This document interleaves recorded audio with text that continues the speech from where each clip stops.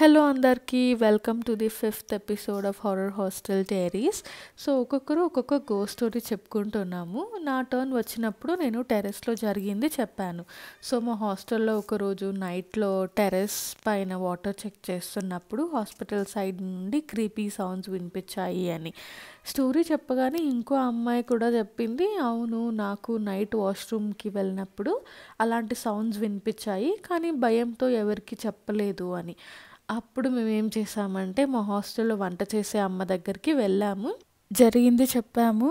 అది విన్నాక ఆమె కూడా అయ్యో అవునా అని ఫుల్ షాక్ అయింది.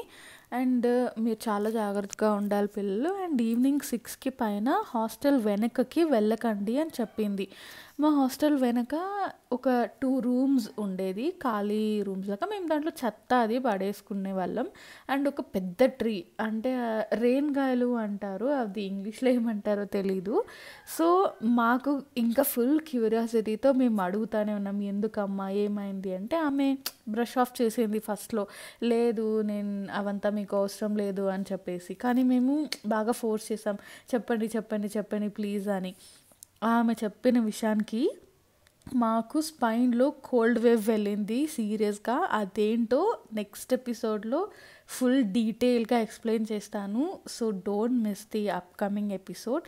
Thank you so much for watching. Stay tuned and follow for more. Bye.